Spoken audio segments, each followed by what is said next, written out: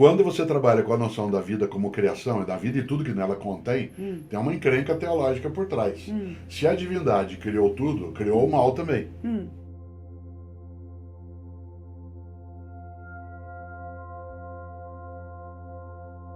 Mas você sabe que a tradição hebraica, depois cristã e depois islâmica, ela coloca a vida como criação. Né? E, portanto, né, como objeto de uma vontade e, portanto, com um começo. Né? E ao trabalhar a noção de vida como criação, né, ela é algo diferente dos gregos e romanos, que não tinham a existência do mundo, né, como objeto de uma criação, mas como processo de uma eternidade que os deuses ordenaram como é. Né?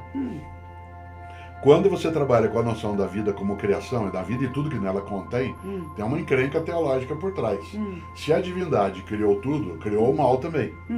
Sim. E por que o fez? Né? Isto é, se a maldade ela é resultante da criação da divindade boa, que bondade é essa, né, que coloca essa condição? E Agostinho vai se deparar no século V, em que o cristianismo começa a se estruturar enquanto prática religiosa, né? Ele é exatamente o momento em que ganha até, já no século anterior, o ar de religião oficial do mundo romano, que é a origem do mal. Né? Isto é, o vício como presença.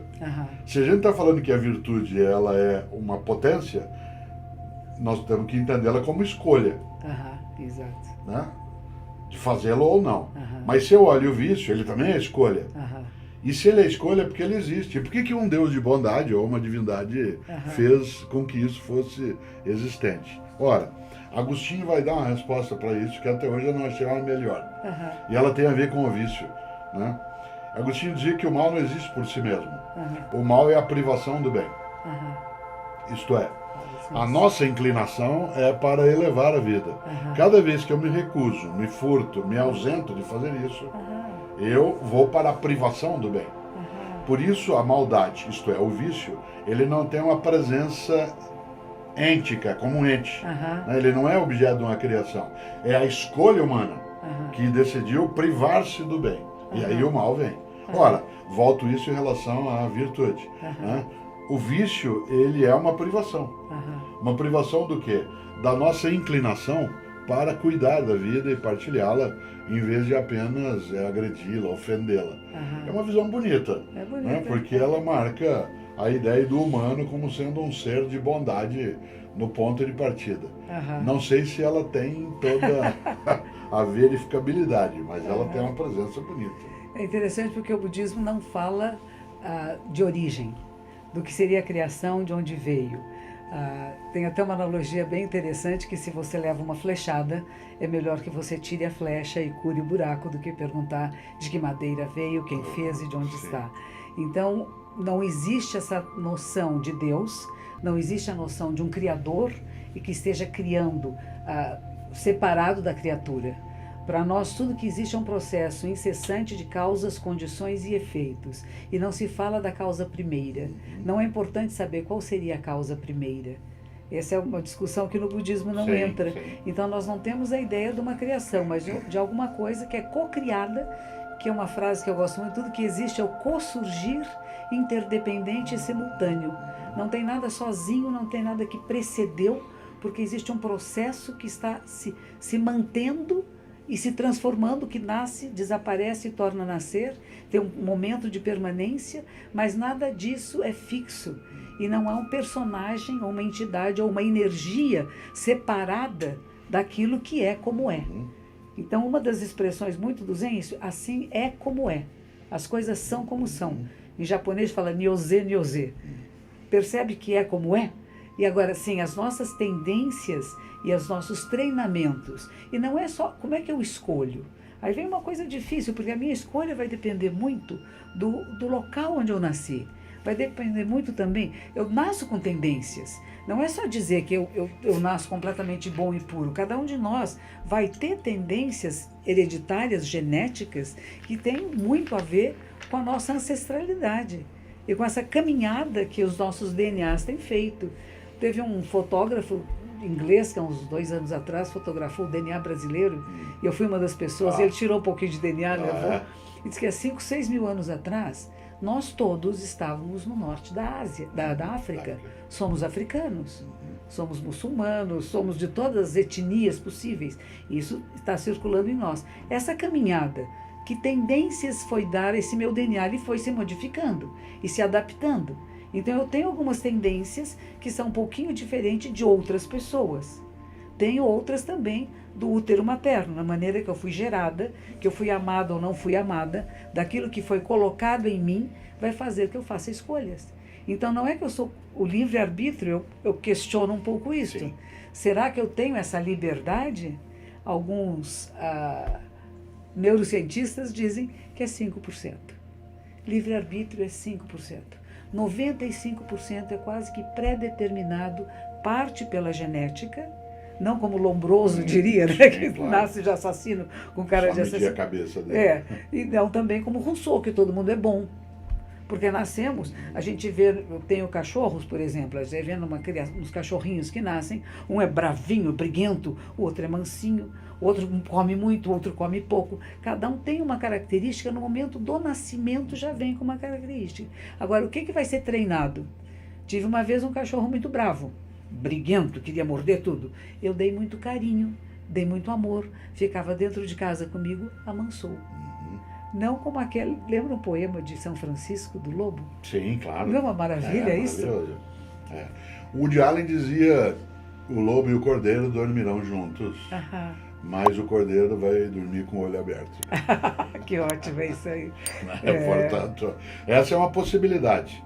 É quando você fala da noção de uma não criação, né, que é uma coisa muito forte na concepção oriental, especialmente, né?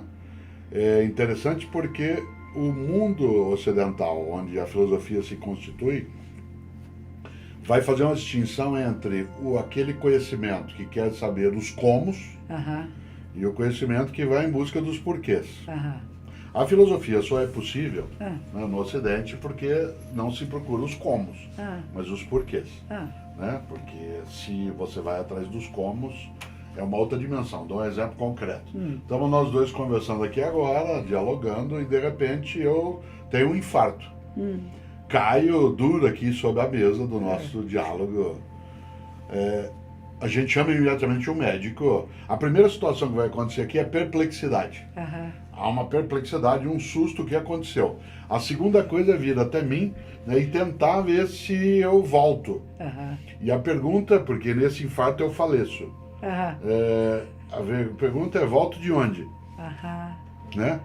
As pessoas me balançam. Vocês tenderiam a me balançar e dizer assim: volta da onde? Aí eu não volto, porque eu não fui para lugar nenhum em tese. Para alguns eu fui, para outros não. A vida se organiza um pouco assim. Eu estou deitado, vocês chamam um médico. Esse prédio que nós estamos tem vários médicos.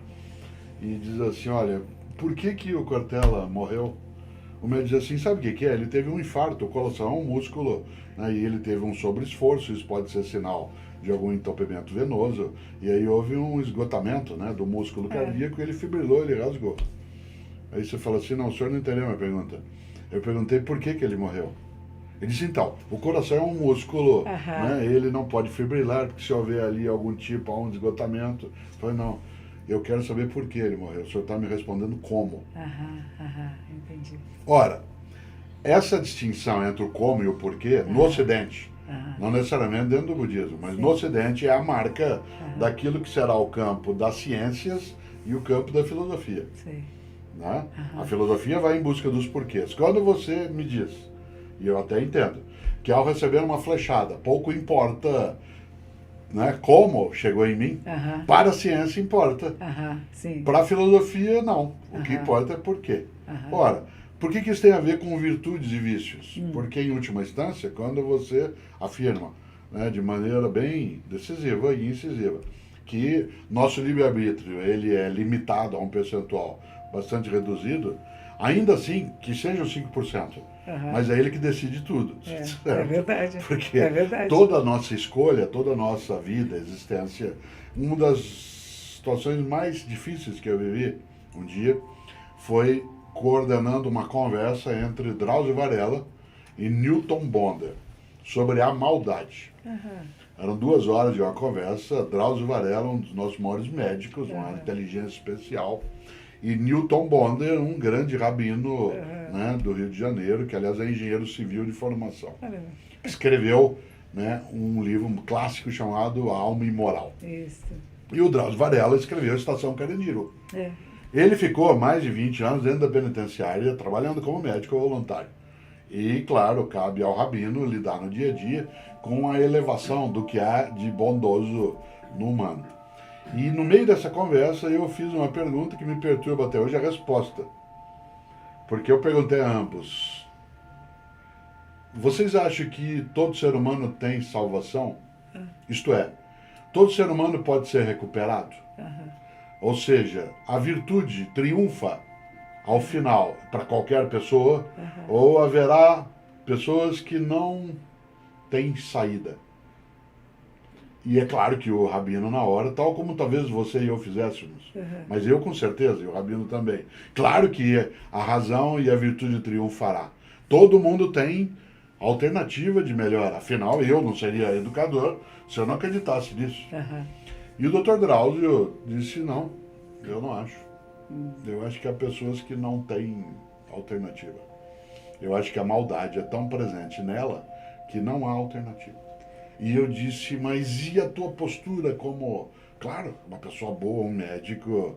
Ele dizia: eu acho que a gente pode ajudar como medicina a cuidar do corpo, mas há algumas situações dentro das decisões das pessoas que são imutáveis. Isto é, nem todo mundo tem salvação. E eu não estou falando de salvação no sentido religioso. Né? Nem todo mundo pode ir para o caminho do bem. Alguns deles nunca deixarão de estar. Eu queria ver o que você pensa disso, porque isso me perturba há 20 anos. 2 coisas. Eu tive um trabalho no Carandiru. Uma época, um monge quis muito levar uma meditação para o Carandiru, e eu fui lá algumas vezes, numa ala masculina, e de repente havia alguém de um dos pavilhões, eu não lembro qual era o pavilhão 6, não lembro qual era, mas era o pavilhão onde nós não íamos, porque eles eram muito perigosos. E eu nunca recebi um olhar tão maldoso em toda a minha vida. É alguma coisa que eu desconhecia, e eu acho que é isso que Drauzio viu. É alguma coisa que parece que não tem nenhuma perspectiva de nenhuma bondade naquele olhar. Era uma coisa que cortava, assim. Ele estava muito longe, esse homem. Eu estava noutra área, mas aquele olhar que veio, que atravessou, eu falei: nossa, isso eu nunca vi antes. E Drauzio conviveu muito com isso, provavelmente. 2 histórias budistas que eu gosto muito. Uma delas é do budismo da Terra Pura, em que diz assim que até os bons entram no reino dos céus. Até os bons entram na Terra Pura. Quer dizer, a Terra Pura, esse lugar de plenitude, está aberto a todos. E até aqueles que se dizem bonzinhos podem entrar. Então, ou seja, não existe maldade que não chegue lá, que se transforme. E outra história é de um homem que era muito mau. Daquele que, talvez com esse olhar desse menino do Carandiru, né, que pisava em tudo, destruía tudo. E um dia estava andando, tinha uma aranha no chão, ele não pisou na aranha. Primeira vez e a única na vida. Morreu, vai para o inferno. O budismo também tem céu, inferno e purgatório. Chega no inferno, está lá sofrendo muito, quando ele vem um fiozinho de aranha puxando e chama: pss, pss, pss, venha cá. Ele olha e diz: eu? É você mesmo. Você fez uma boa ação. Você não me matou aquele dia, então eu te dou. Você pode subir, você sai do inferno. Mas o seu fiozinho é tão fino, não. Mas uma boa ação tem muito poder. E ele começa a subir no fiozinho. E os outros lá de baixo vêm e começam a querer subir no fio também. Mas aí o que ele faz? Ele começa a chutar as pessoas e o fio arrebenta. Certo. Então ele tem uma condição, aquele que é muito mal, vamos dizer assim, que foi treinado na maldade, que foi educado a ser violento e grosseiro, a destruir a vida, porque eu odeio a vida em todas as suas formas. Ele é muito treinado para isto. Ele pode ter um momento que, por descuido, não fez uma maldade. E esse momento de descuido seria aquela possibilidade dele sair desse universo e de ser como nós gostaríamos que todos fossem, que se transformasse e que se tornasse um homem de bem, uma pessoa que vai ser cuidadosa e não destrutiva. Então, se você gostou dessa jornada, saiba que teremos muito mais. Aproveite para dar aquele like, se inscrever e comentar. Aproveite e envie esse vídeo para mais pessoas, provavelmente eles estão precisando dessa informação. Obrigado, um forte abraço e até breve!